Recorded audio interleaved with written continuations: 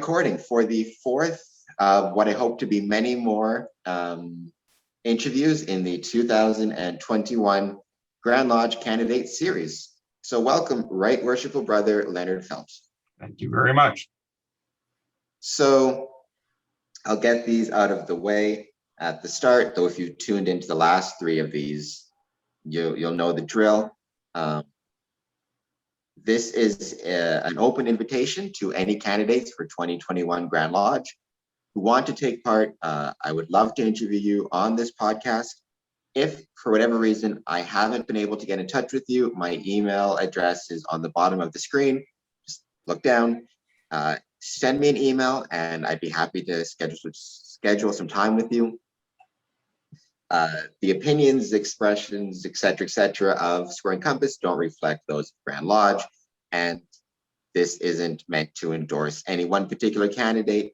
Rather, these interviews are just a chance to get to know these Freemasons and particularly these candidates for 2021. So once again, Right Worshipful Sir, thank you so much for being here.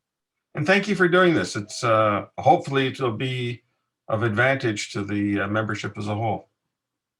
Right. Well, you are you are my fourth interview. I do have some more coming down the pipe that I'm scheduled. So, like I said, I hope to get everybody.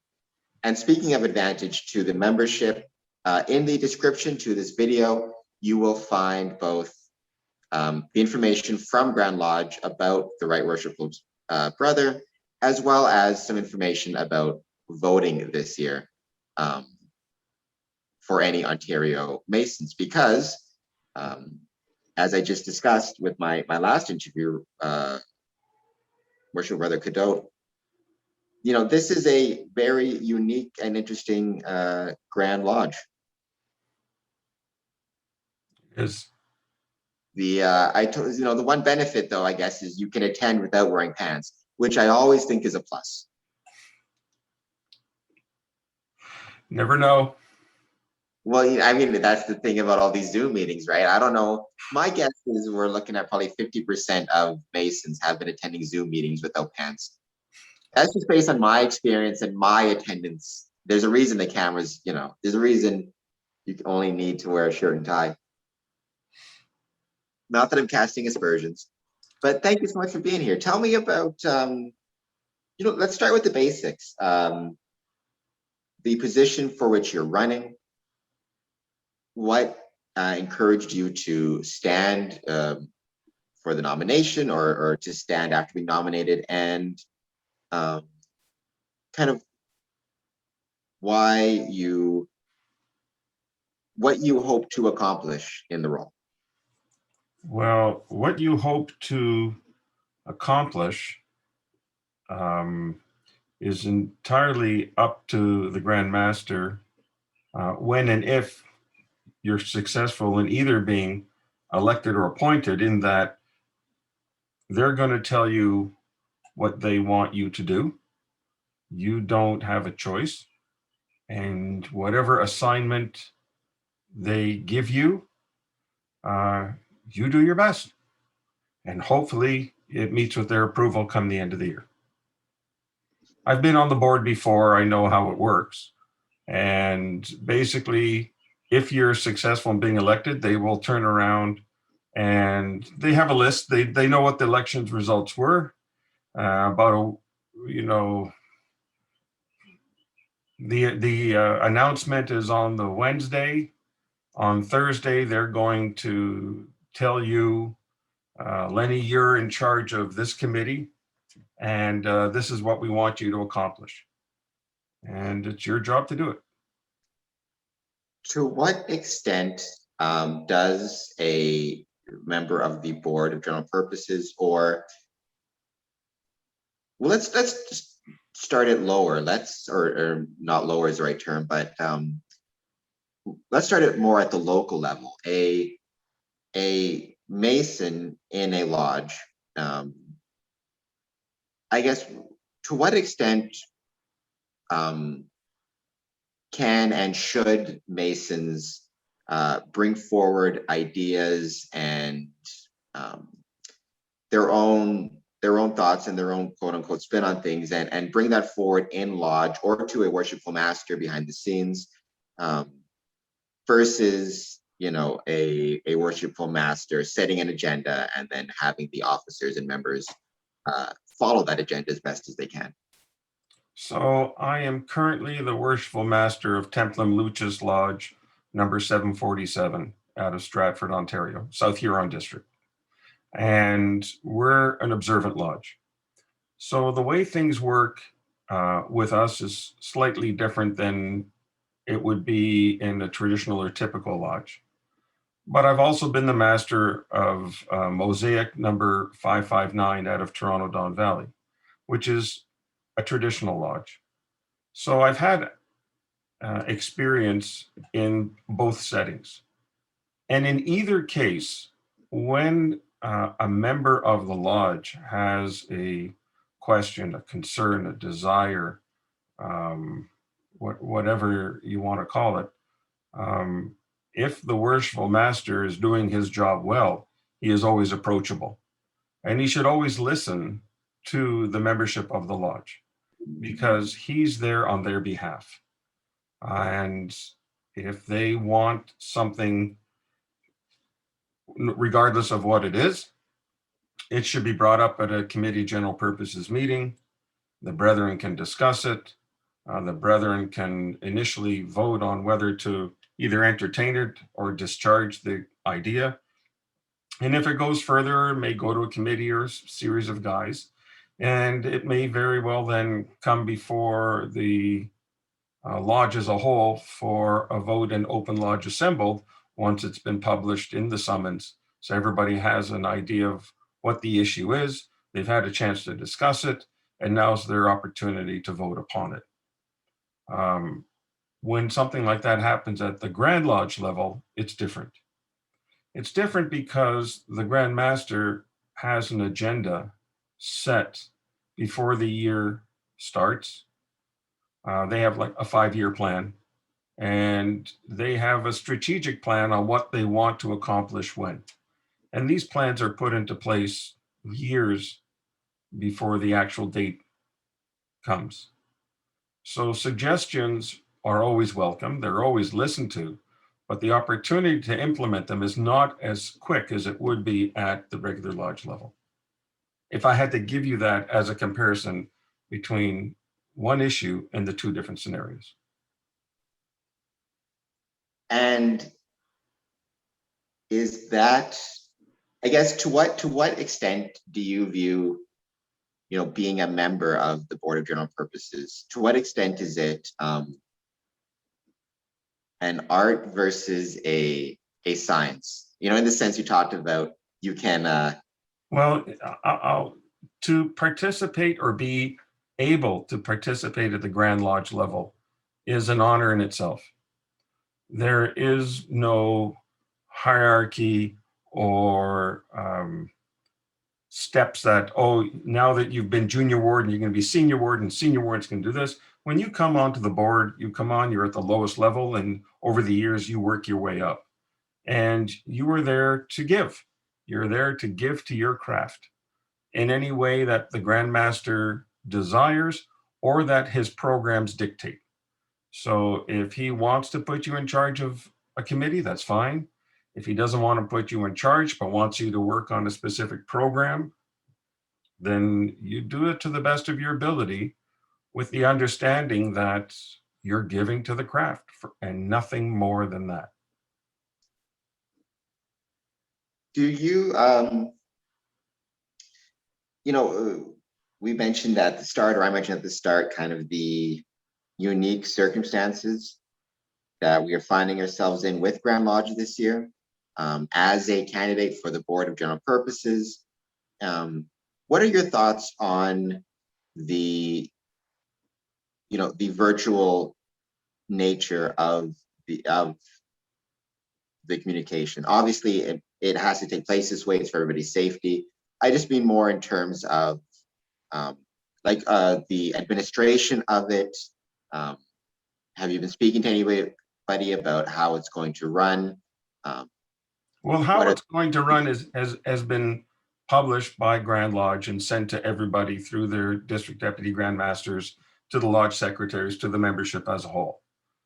We all understand what's going to happen, the registration dates that are required for the DDGM votes, the registration dates that are required to vote for members of the board and the grand treasurer and the grand senior warden, junior warden, and what have you.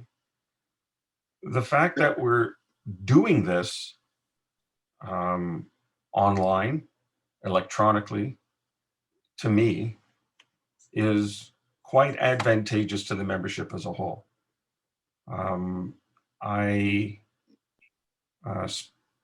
raised this issue almost 10 years ago, that I felt electronic voting was more equitable to the membership as a whole, rather than meeting at the Royal York or anywhere else, in that it affords the brethren who are entitled to vote to do so regardless of where they live, whether they can get to the Royal York or not, regardless of age, health, financial situation, work. It really provides a level playing field. Unfortunately, when we had our voting at the Royal York, those who could not afford to take off work couldn't vote. Those who didn't have the money to come to Toronto couldn't vote. Those whose health prevented them from doing so couldn't vote. And there's a whole bunch of scenarios that existed, and I didn't think it was fair. But one thing that, I'm glad now that we have this electronic voting, and I hope it doesn't go away because of its ability to meet all the membership's needs. But it bothers me that it took a pandemic in order for it to come to light. And that in itself is an issue. Do you think that moving forward, once the pandemic is behind us, the electronic voting option will remain in place, either as the only option, or there'll be a combination of you can vote in person or electronically? I hope the electronic voting is here forever. If it isn't, all I would be concerned about, as I was 10 years ago, is that all who are entitled to vote actually have the opportunity to exercise that right. That's my concern. Do you think it's possible, and I've had this discussion with another brother on this series. You did say mentioned at the start of your answer, you said whether it's held in Royal York or anywhere, this problem remains. But it does strike me that, a moving or a rotating Grand Lodge communication could also alleviate some of these problems, in that it would give other cities, other locations, other districts a chance to host a communication and, maybe see their membership represented. So all the membership gets an opportunity to be represented when the voting is electronic. But you've brought in another aspect of the issue, which is also very important. Coming together in a convocation has many importances attached to it. Voting is only one aspect of it. It's not the whole thing. The only reason we get together is not to vote. The reason we get together as a convocation is social, to exchange ideas, to be able to freely talk like you and I are doing right now, except we're going to be doing it face to face. It gives people the opportunity to participate in certain presentations that Grand Lodge may put on, and conferences or what have you. And these study groups and discussions are very important to the craft as a whole, as long as somebody's listening. And whether you have voting electronically across the province as a whole, but it is still important to get together face-to-face, one-to-one. And by having a roving communication, where the people in Eastern Ontario have a chance to congregate, the people in Western Ontario have a chance to congregate in the North and the South and the Center. It is very important that everybody have the opportunity to meet, to participate in information sessions, to be able to communicate their thoughts and ideas, even just to, what do you call it, flea markets, just to buy badges and paraphernalia and stuff like that. I mean, some people, that's their only opportunity to get a bumper sticker if it's important to them. So these little things all start coming together to enhance the Grand Lodge information aspect, the feeling of participating with Grand Lodge. And that's very important. And you're not going to get that if it's electronic only. Electronic only is great for voting, but it's not everything. It does nothing for that face-to-face, person-to-person relationship. You mentioned and emphasized the word listening.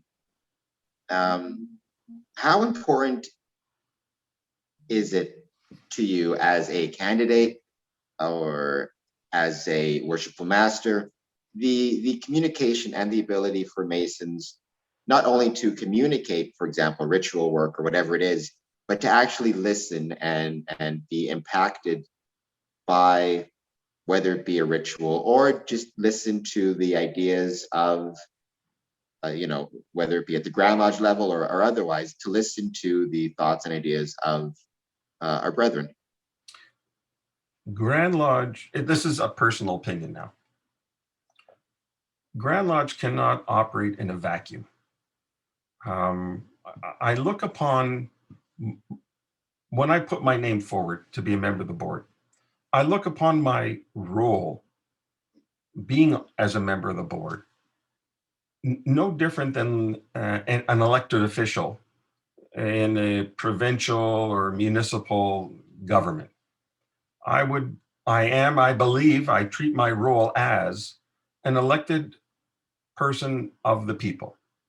I'm their voice, their eyes, and their ears at the Grand Lodge level, and we need to communicate with each other. I'm their representative. I'm not there for me. This isn't about Leonard Feldt.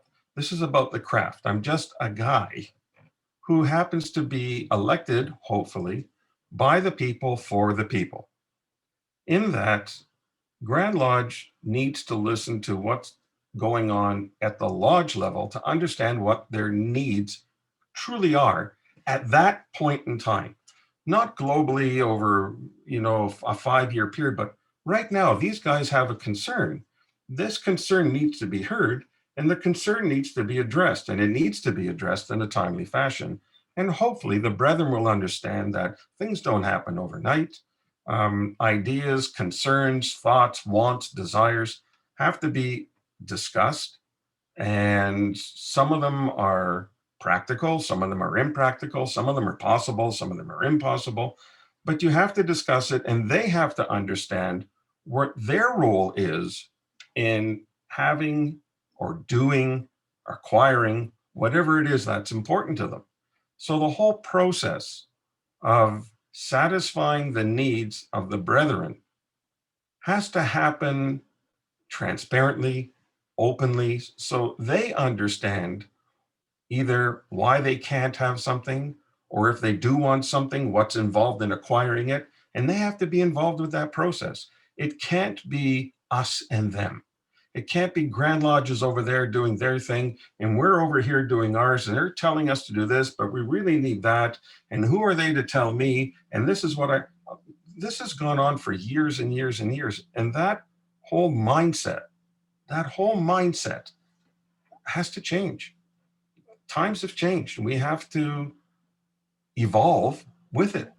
It isn't change for the sake of change. It's evolution. I call it improvement. We can always improve, no matter what we do, no matter who we are. Masonry is all about improvement.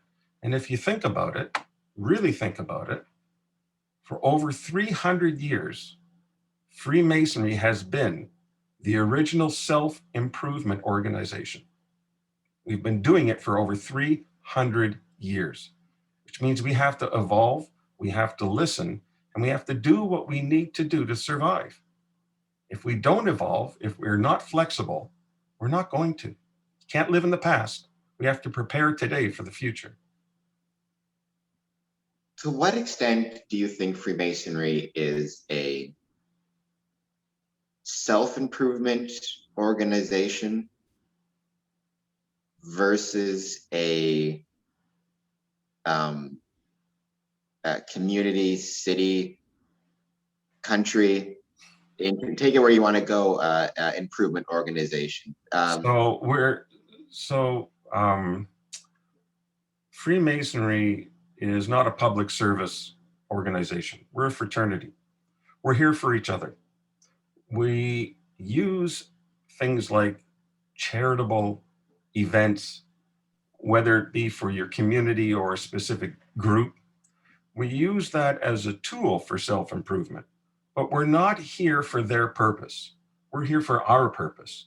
We're here to make ourselves better, and we're here to do it with each other, to have each other's best interests at heart, to somehow come into Freemasonry at whatever level and somehow leave it just a little bit better. By leaving the craft better, though, I wonder if, or I think that the argument can be made that the effect of that is to make the world better. The purpose may be improvement of oneself, but the effect on a community will be better. We hope. I'm not sure. Well, yes, we always hope. I'm not sure, though. I think it's, an example I've used before, and I know it's not a perfect analogy, but, a great song. I'm partial to Leonard Skinner. I really like Simple Man. It's my favorite song in the world. So, the world is a better place because Simple Man exists. And in the same way, I've always thought the world is a better place when a piece of ritual is done well, even if it's only seen by the people in the lodge room. Whenever anything is done well and with heart and with purpose, the world improves because of it. It's always been my thought. And so, yes, it's a self-improvement thing in that the ritual hopefully imparts knowledge and wisdom upon the people both involved in the ritual and watching from the stands. But I also think the world is better for it. The world is better for Masonry, just as the world is better for Leonard Skinner. So ritual work helps communicate a lesson and a message. And just like a beach is made up from millions of grains of sand, so does Masonry exist, as all of us are little grains of sand. But together, when we combine what we have, it represents something bigger than ourselves in the message we communicate, in our ability to communicate it, in the benefits of what we communicate. When we work as a group, we accomplish a lot more than we do as individuals. But as individuals, we all need to learn those lessons so we can all work harmoniously and cooperatively towards a common goal. And whether that common goal is raising funds for a charity, whether that common goal is making society a better place, we all have to pull our weight. We all have to understand what we're doing and why we're doing it. And our ritual helps us with those lessons. Do you think, to what extent are the goals of a lodge, of the craft, to what extent are those goals kind of emergent phenomena, or I guess, like, to what extent do you think it's important that there be a plan in place, for a master, for a grandmaster to say, okay, this is where we want to go, this is the goal, versus, I've always been more of a, fly by the seat of my pants approach, in that it's can be really interesting and fun to see as a lodge grows where the interests of the members go, and trying to capture, because maybe you get a whole bunch of brothers in, all of whom have an interest in history. So then the goal becomes historical research. It just seemed, I guess that's the question. To what extent do you think Freemasons should be planning, their goals and direction in advance, versus to what extent do you kind of allow that evolution to emerge and figure out where it's taking you? You're not going to accomplish anything or get anywhere unless you have a goal and a plan or a way to get there. If you just wander aimlessly, that's what you're going to be doing. You don't know what you may accomplish where, you have no plan, and the opportunity to accomplish something is minimal. It's no different than business. If you want to generate income, you have to have a way of doing it. You have to have your, expenses under control. You have to have your product, properly marketed, and there's just so many aspects that have to come together in order to have success. Success isn't an accident. You plan and you work for it, and you have a plan in place that everybody has to follow. And when you work together and follow that plan, you stand a better chance of accomplishing your goal. But if you just wander aimlessly, you aren't going to accomplish anything. Can you define success in a Masonic context? What does... Well, success in anything is in the individual's mind. Some people feel that success is having money. Some people feel success is merely accomplishing a goal, whether you make money or not. Some people, success is not making money. It's not accomplishing a goal. It's personal development. I'm better today than I was yesterday. To some people, success is egotistical. I'm on top of the heap. Success is different to each person. But when you have a plan and you have a goal, and when you accomplish that goal, that in itself is success. But I guess from a Masonic perspective, in a Masonic aspect, your goals can be annual. The Worshipful Master this year wants to increase membership.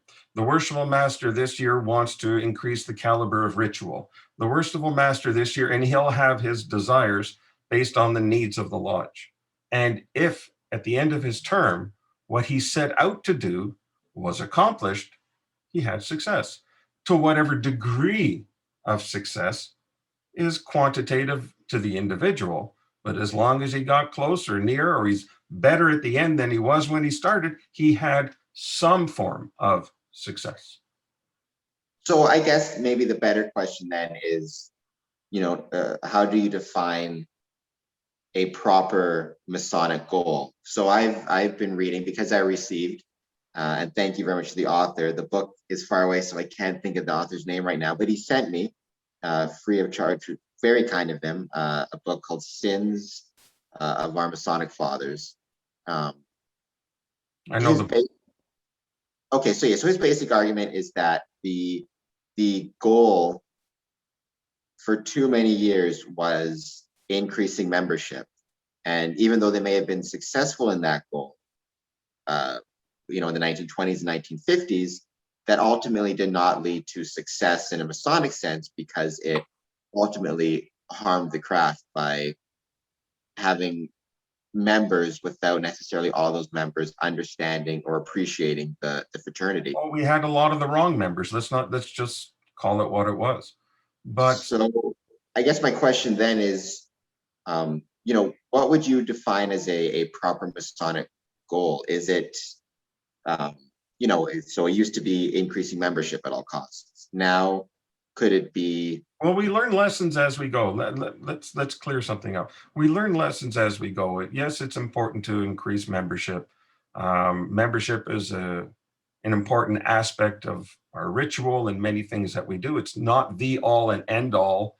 Degree work is not the reason to go to lodge. It's a small portion of it. And we know over time that quantity is more important than quality is more important than quantity. And quantity itself doesn't satisfy a need. But I think a lot of people didn't invest enough time in determining what the real need was. It was just a quick reaction, get more people and get more money in. The more money we coming in, the more we can do, da, da, da, da, da. But they didn't look deep enough. They didn't follow the concept through to the end. And that's why planning is very important. You really have to discuss all aspects and implications of what you want to accomplish or what you want to do. So it's also based on time factors here and now. Today we have needs. Yesterday we have needs. Tomorrow we're going to have needs. But to understand what the needs may be of tomorrow, you have to look at things today. In order to have what you want tomorrow, you have to put things in place today. You have to start the process now so you can end up with it later. And I don't know what happened in the past, why it happened in the past, what the influences were of the past. But in the past, they believed, for whatever reason, that quantity was important. Today, we understand, because we have more information, more experience, and more knowledge, that quality is more important than quantity. And I understand that you don't need 5,000 lodges. You may only need 5 or 50. You don't need hundreds of members in the lodge. That any lodge with more than 40 or 50 members is not serving everybody well, in that everybody needs an opportunity to participate, to feel that they're part of something. And when you look at your officer lineup and committees and everything else, if you have too many members, there's too many people sitting there doing nothing, and that's not good. Everybody has to be involved in the process. So when you have a lodge of 30 people, you have everybody engaged in one aspect or another. That's important. When you start getting too many, break it off, form another lodge. But when you don't have enough, bring them together to build a lodge that is stable, it's secure, it functions. If you don't have enough people, it's just as bad as too many. So you've got to watch that balance. This we learned over time. So I think you touched on it quite well. But to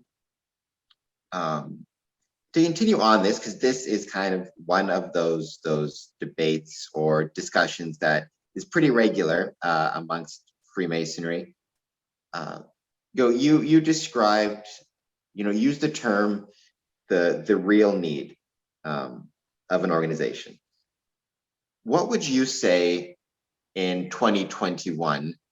What would you say the real need or needs of Freemasonry is? What do you see as needing to be improved within the craft or examined?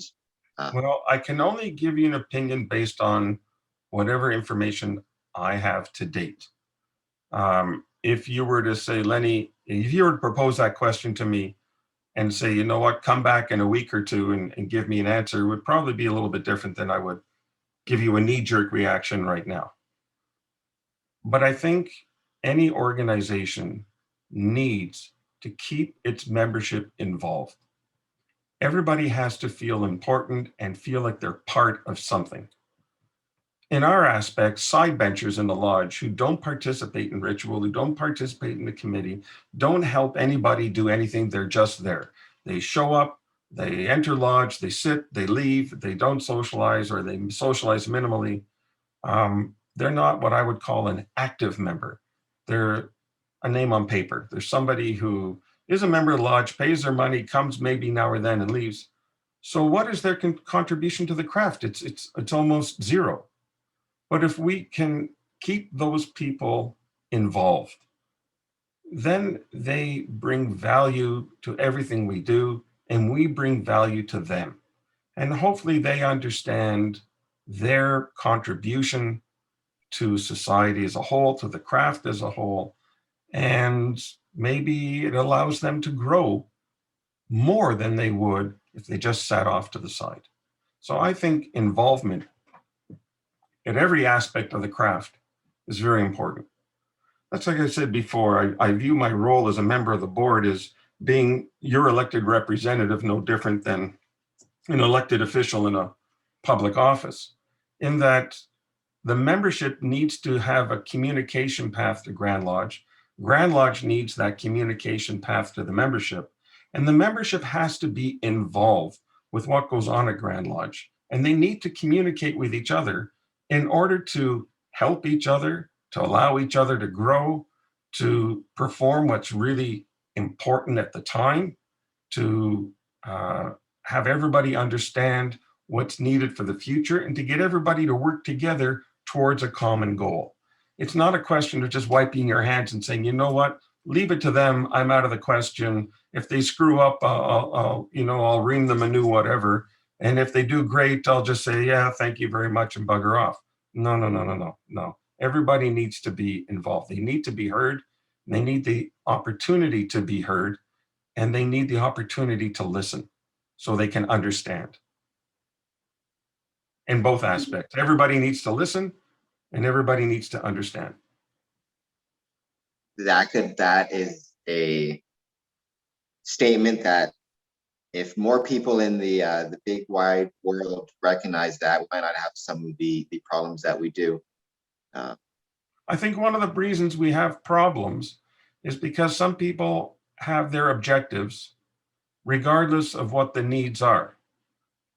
This tends to happen through egotists or people who have private agendas, personal politics, private politics, and they forgot where they came from. And that's not what this is all about. We are here for each other. We're a fraternity. We're about each other. That's what we're about. And if we're here to improve in any shape or form, better today than we were yesterday, then we all have to do that together.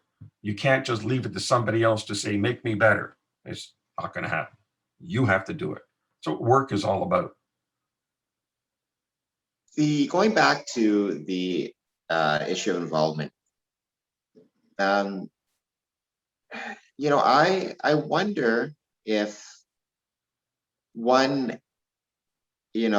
my concern about the idea of involvement and this kind of emphasis on it is, I think it can sometimes downplay the benefit of just being just sitting quietly in a lodge, either from the perspective of, I always tell guys, your presence is a contribution, especially on a degree. Even if a brother has no part in the ritual work and has nothing necessarily to do, his presence there, when the candidate sees him and all of his brothers and sees the stands filled, hopefully, it's an indication to that candidate that he is a valued member of the lodge, so much so that a brother with maybe nothing to do will still sit and be there for him and congratulate him at the end of the night and shake his hand. And even, for a newer Mason who maybe has nothing to do, to be present, like really present, not just in the sense of physically, but mentally present and listening and paying attention, he will absorb things that will help him when he takes an officer's chair, when he takes the master's chair. So I always tell brothers, even if you have nothing to do, there's a great value in your presence.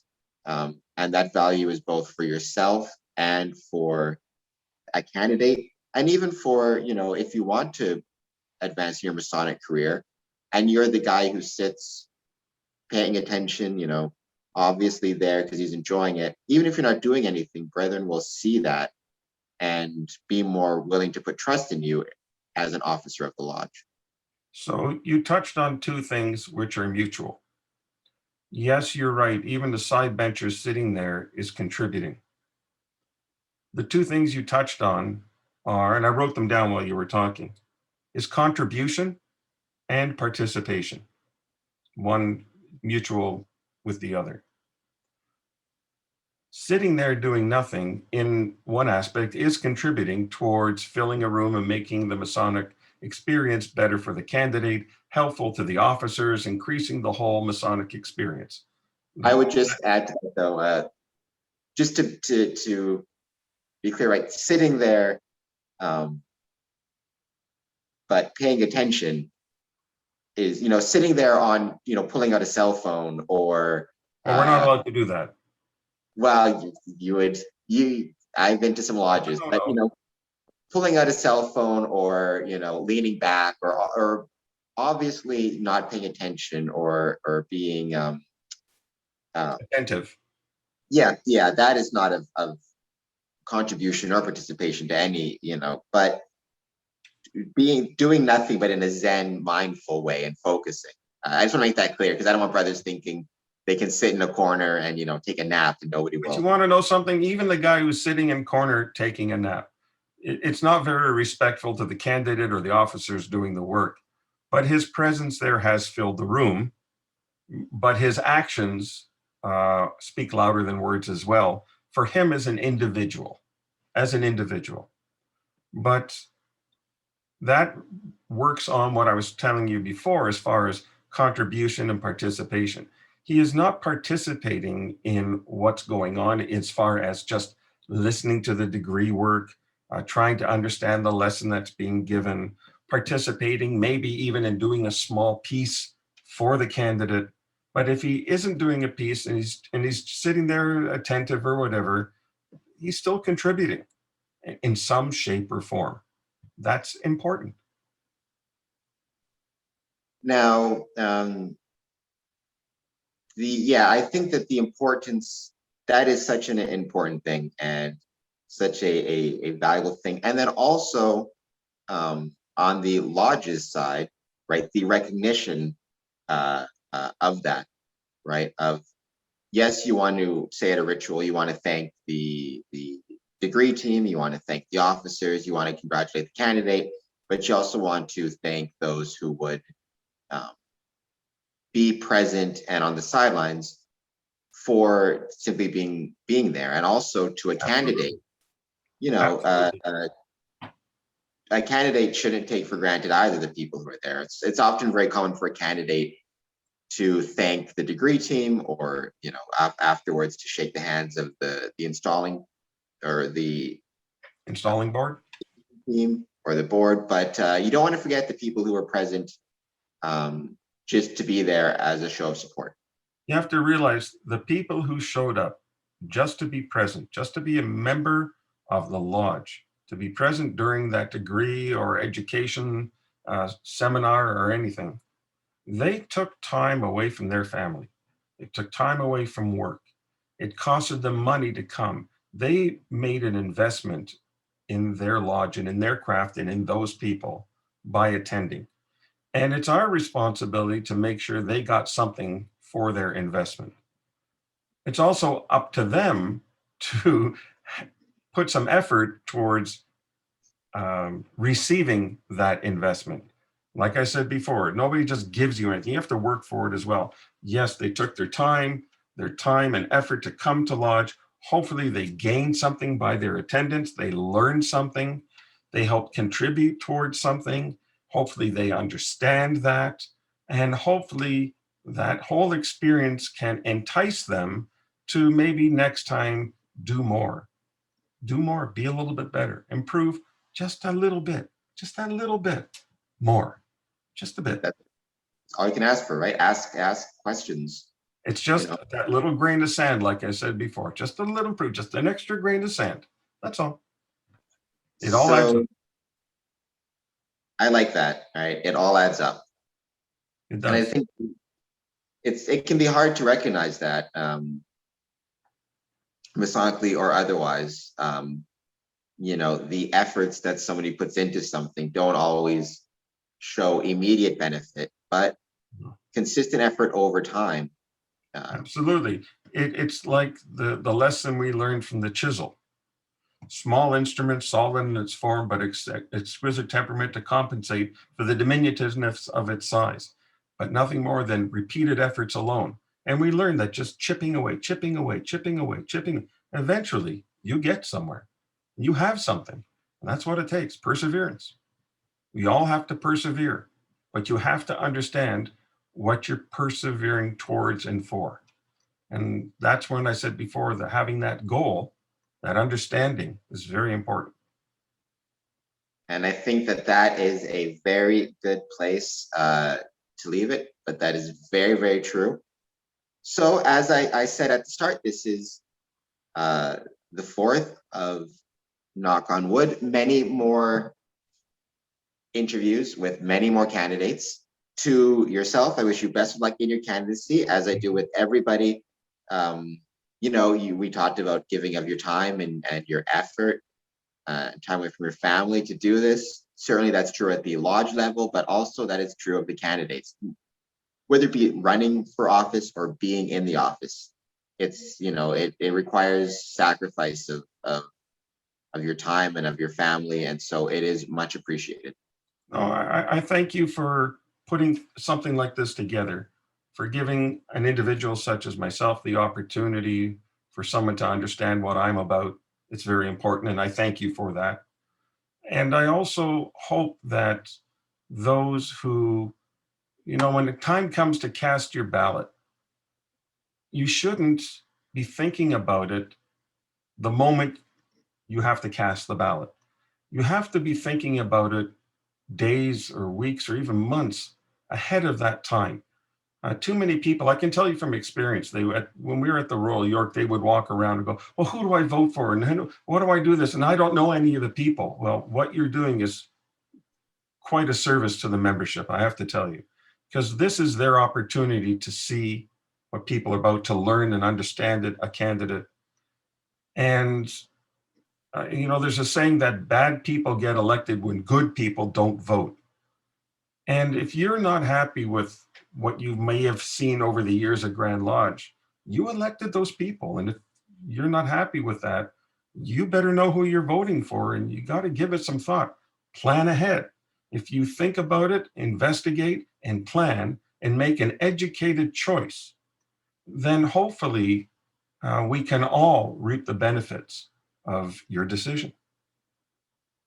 And as for the actual process of casting a ballot, which this year is very different from other years, though I would agree with Right Worshipful Brother, different, but I think ultimately of benefit to the craft in Ontario. Anyways, I have included some information down in the description from Grand Lodge about how to do that and how to cast the vote. And you can get more information from your secretaries, who should be receiving everything from Grand Lodge. So as a secretary, myself, I will just say, read your shit, check your email. We're sending stuff out. Don't forget to check your junk email, because I don't know why, but on a couple occasions, Outlook, the algorithms, the little robots that control Outlook, have sent Grand Lodge communiques to my junk mail folder. I have to find them there. So just check your email regularly, especially in the next couple months, because we really are ramping up to district deputy voting and Grand Lodge voting, and you're going to be receiving very valuable information about how to proceed and how to have your voice heard. Thank you. Thank you for doing what you've done. And with that, I always forget to do this, but I'll remind everybody watching, like, subscribe, comment, Patreon, all that good stuff. Support the podcast. Right Worshipful Sir, thank you so much for being here. Thank you for the opportunity to do so.